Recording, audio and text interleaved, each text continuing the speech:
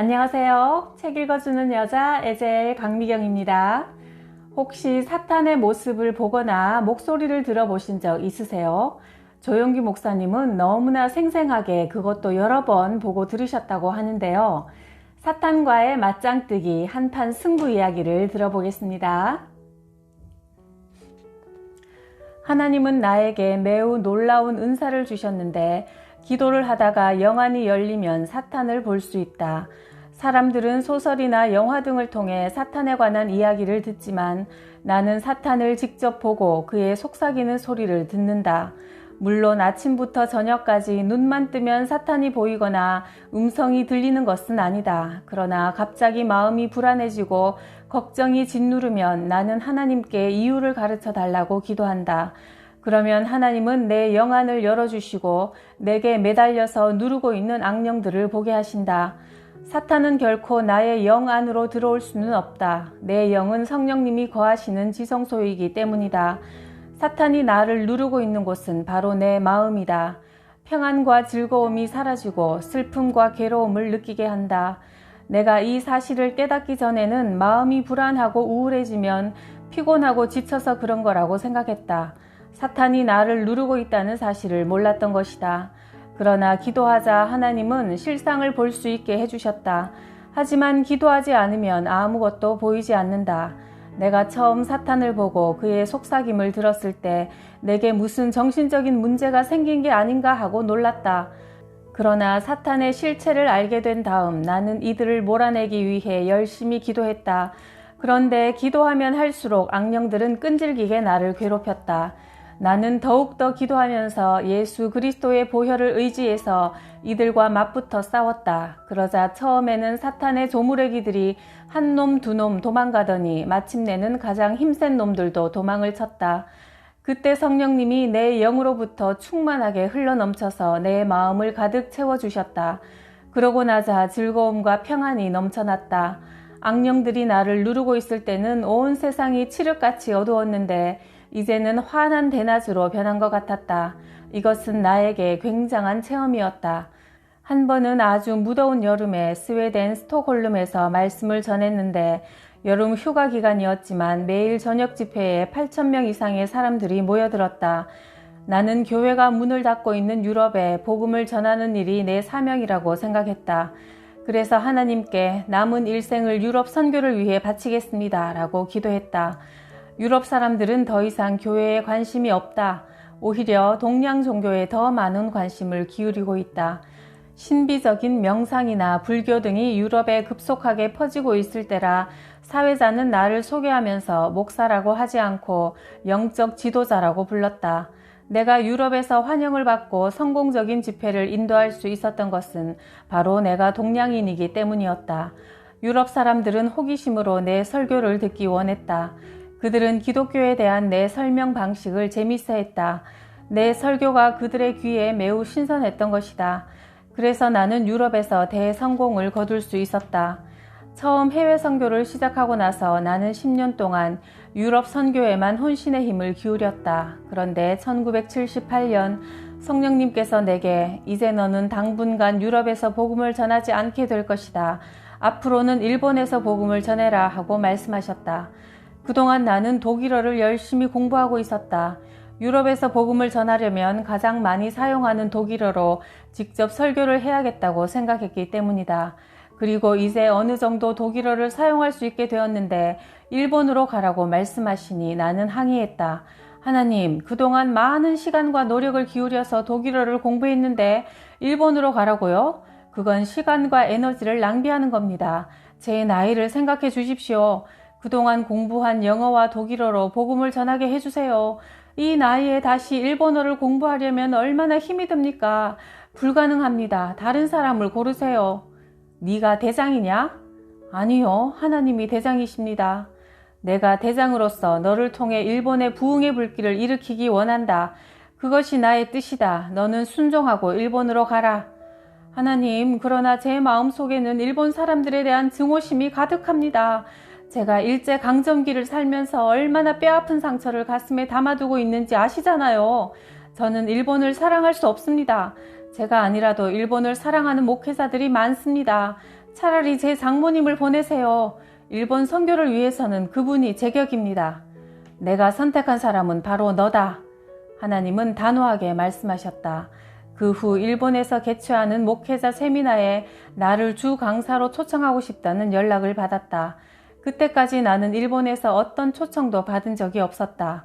사실 나는 일본에서 복음을 전하고 싶은 생각이 전혀 없었다.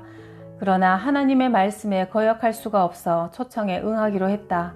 내가 일본에 도착해서 세미나 장소로 가보니 1000명 이상의 일본 목회자들이 나를 기다리고 있었다. 나는 그들 앞에 섰다. 그 순간 영화를 보듯 파노라마처럼 내가 어려서 학교에서 일본인 선생에게 매를 맞아 울부짖는 모습이 보였다. 온몸에서 피가 났지만 선생은 매를 멈추지 않았다. 칼과 총을 차고 온 동네를 휘젓고 다니던 경찰의 모습이 보였다. 전쟁터로 끌려가던 이웃집 형들의 슬픈 얼굴도 보였다. 추수 때면 곡식을 뺏으러 마을에 들어오던 군인들의 모습도 보였다. 정신대로 끌려가면서 서럽게 울부짖던 이웃집 누나들의 모습도 보였다.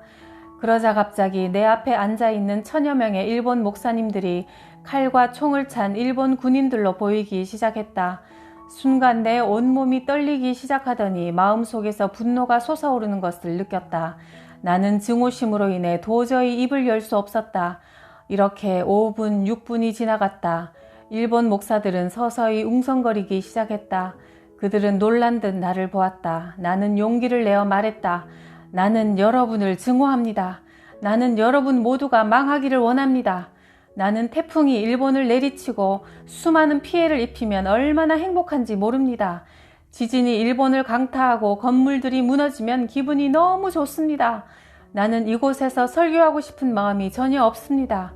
만일 오늘 밤 하나님이 내 마음을 치료하시고 변화시키지 않으시면 나는 설교할 수 없습니다. 나는 어린 시절 일본의 침략으로 엄청난 고통을 겪은 사람입니다. 이 시간 하나님이 나의 옛 상처들을 치료하지 않으시면 나는 절대 설교할 수 없습니다. 나는 이렇게 말하고는 그 자리에서 엎드려 울고 말았다. 그러자 강당 여기저기서 울음소리가 들려오기 시작하더니 이내 모든 일본 목회자들이 일어나 강단 앞으로 나와서 나에게 손을 대고 울면서 말했다. 목사님, 용서해 주십시오. 우리는 전쟁을 겪지 않았기 때문에 잘은 모릅니다. 학교에서도 그런 사실은 잘 가르치지 않습니다. 그러나 우리 부모님 세대가 전쟁을 일으키고 한국에 많은 잘못을 했다는 것은 알고 있습니다. 우리가 대신 이렇게 용서를 빕니다. 우리를 용서해 주십시오. 그 순간 갑자기 하늘이 열리면서 큰 손 하나가 곧장 내 머릿속에 들어와 무언가를 잡아서 끄집어냈다. 그러고 나자 내 마음속에 증오와 미움이 사라져버리고 사랑이 넘쳐났다. 일본 목사님들을 보자 모두 사랑스럽게 보였다. 그날 나는 2시간 넘게 설교했다. 하나님께서 내 상처받은 기억을 없애신 것이다. 그날 이후 나는 매달 한 번씩 일본에서 복음을 전했다. 지금은 일본에 가면 그들이 나와 한 형제처럼 느껴진다. 내가 이렇게 일본에서 열심히 복음을 전하자 사탄은 다시 나를 공격하기 시작했다.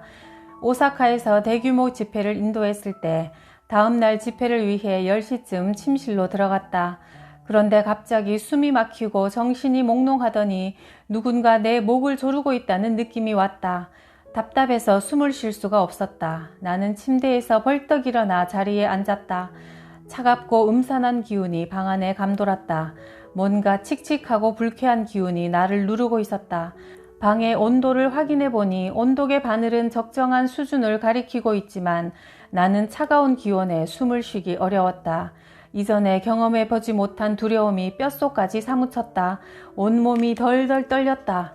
가만히 주위를 돌아보니 사탄이 바로 내 옆에 앉아 있는 것이 보였다. 우리는 서로 눈을 맞대고 노려보았다.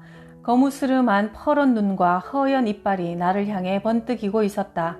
오늘 밤 내가 너를 죽여버리겠다. 너는 지금 일본에서 내 일을 방해하고 있다. 이곳은 내가 다스리는 나의 왕국이다. 너는 지금 내 백성들을 내 소나귀에서 빼내려고 하지만 결코 성공할 수 없다. 나는 너를 제거해버릴 것이다. 나는 너무나 떨려서 눈동자도 움직일 수 없었다. 이제 내가 죽었구나 하는 생각뿐이었다. 자리를 박차고 나가서 도와달라고 소리 질러야 한다는 생각이 머릿속에서 맴돌았지만 몸이 말을 듣지 않았다. 얼어붙은 것처럼 그 자리에서 꼼짝을 할 수 없었다. 그래서 기도하기 시작했다. 성령님 도와주세요. 성령님 도와주세요. 성령님 도와주세요. 그 순간 내 속에서 성령님이 큰 화롯불처럼 타오르고 계시는 것이 느껴졌다. 성령님은 나에게 도망가려 하지 마라. 오늘 밤 네가 사탄을 물리치지 못하면 너는 결코 일본에서 복음을 전하지 못할 것이다. 이 밤이 너의 사역의 큰 전환점이 될 것이다. 라고 말씀하셨다. 이 말씀을 들었을 때 몸은 아직 얼음장처럼 차가웠지만 마음은 환하게 불타올랐다. 나는 기도했다. 그러나 사탄은 나를 노려보면서 말했다. 네가 아무리 기도해도 별 수 없다. 오늘 밤 내가 너를 죽일 것이다. 네가 아무리 기도해도 나는 전혀 두렵지 않다. 나는 성령님, 제가 아무리 기도해도 사탄은 꿈쩍도 하지 않습니다. 기도가 별로 도움이 되지 않아요. 하자 성령님의 음성이 들려왔다. 사탄은 거짓말쟁이다. 그는 거짓의 압이다. 계속 기도하라. 사탄은 지금 속으로 엄청나게 떨고 있다. 나는 다시 사탄의 번뜩이는 눈을 쳐다보았다. 사탄은 자만심으로 가득했다. 성령님은 내게 계속 어떻게 해야 할지 말씀해 주셨다. 두려워하지 마라. 그의 말에 속지 마라. 성경 말씀을 기억해라. 너의 감각에 의지하지 말고 말씀을 의지해라. 말씀으로 사탄을 대적하라. 나는 성령님의 음성을 듣고 사탄을 꾸짖었다. 하나님의 말씀에 그들이 내 이름으로 귀신을 쫓아내며 마귀를 대적하라. 그리하면 너희를 피하리라고 기록되어 있다. 내가 예수 그리스도의 흘리신 보혈로 선포한다. 더러운 사탄아, 일본 땅에서 떠나가라. 너는 패배했다. 예수님께서 이미 십자가에서 승리하셨다. 그러자 갑자기 사탄이 고개를 돌리면서 말했다. 오늘은 내가 그냥 간다. 그러나 반드시 다시 돌아올 것이다. 나는 너를 죽이고야 말 테다. 나는 그날 사탄이 가장 두려워하는 것이 바로 하나님의 말씀이라는 사실을 알았다. 사탄이 물러가자 방 안은 온통 사랑의 온기로 가득했다. 안식과 즐거움, 평화와 사랑이 충만하게 넘쳤다. 마치 천국 같았다. 나는 너무도 기뻐서 하나님께 찬양을 드렸다.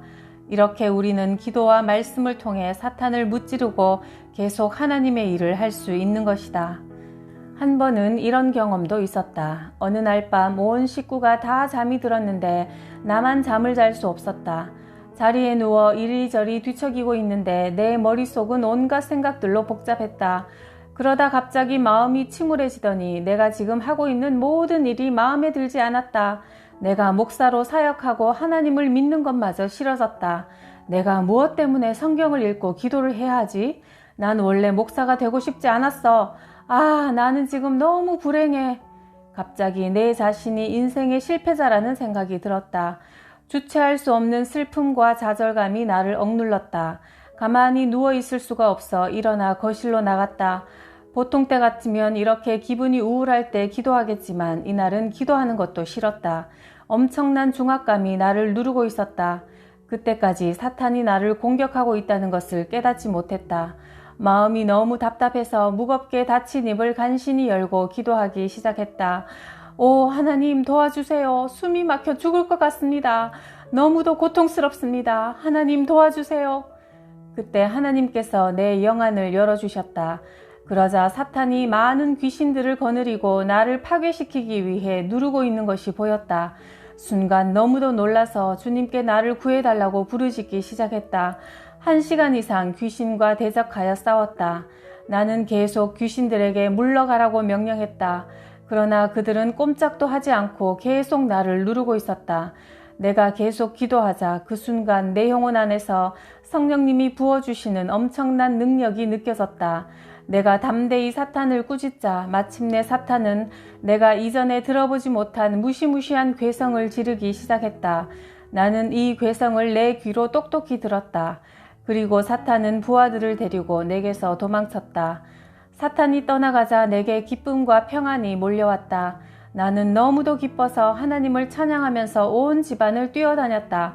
엄청난 자유가 밀려왔다. 이런 경험을 한 후에 슬픔과 괴로움에 빠져있는 성도들에게 나는 이렇게 권면한다. 성도님의 마음이 평안을 얻지 못하고 증오와 고통에 사로잡혀 있다면 마귀가 성도님을 파괴시키려고 누르고 있기 때문입니다. 기도하십시오. 그러면 성령께서 사탄을 이길 수 있도록 강한 힘을 부어주십니다. 평안과 기쁨을 느낄 수 있도록 도와주십니다. 또한 성도들 중에는 내게 와서 주위 사람들이 아무 이유도 없이 나를 괴롭히고 힘들게 합니다. 어떻게 하면 좋겠습니까? 하고 상담하는 분들이 있다. 나는 이들에게 괴롭히는 사람들과 싸우지 말라고 말한다. 가족이나 이웃 중에 우리를 힘들게 하는 사람과 논쟁하고 싸운다고 해서 문제가 해결되는 것이 아니다. 그들 배후에 조종하는 사탄을 쫓아내야 문제가 해결된다. 이것은 혈과 육의 싸움이 아니다. 사탄에 대한 영적인 싸움이다. 우리가 사탄에 대항해서 싸울 수 있는 방법은 기도하고 또 기도하는 것이다. 사탄이 물러가고 평화와 기쁨, 사랑이 넘쳐날 때까지 기도해야 한다. 서울 미 8군 부대 안에 위치한 번 목사님의 교회에는 장군에서 일반 사병에 이르기까지 매주 수많은 군인들이 와서 예배를 드린다. 몇 년 전 그분이 나를 찾아와 질문하신 적이 있다. 저는 서울에 있는 미군 부대로 배치받기 전에 독일에 있는 미군 부대에서 사역했습니다. 그러나 독일에서는 목회에 성공하지 못했습니다. 항상 몸이 지치도록 일했지만 사람들은 교회로 나오지 않았습니다. 그러나 이곳 서울에 와서 목회를 하자 많은 사람들이 교회로 나오기 시작했습니다. 제가 독일에서나 이곳에서 하는 설교는 똑같은데 한국에서는 교회가 부흥하고 독일에 있을 때는 전혀 부흥되지 않으니 도대체 이유가 뭡니까? 그 이유는 간단합니다. 독일은 지금 사탄이 강하게 공중권세를 잡고 있기 때문입니다. 독일 교회가 기도하지 않기 때문에 공중권세 잡은 자들이 물러가지 않습니다. 그러므로 아무리 목사들이 교회에서 하나님의 말씀을 전해도 사람들이 복음을 받아들이지 않는 겁니다.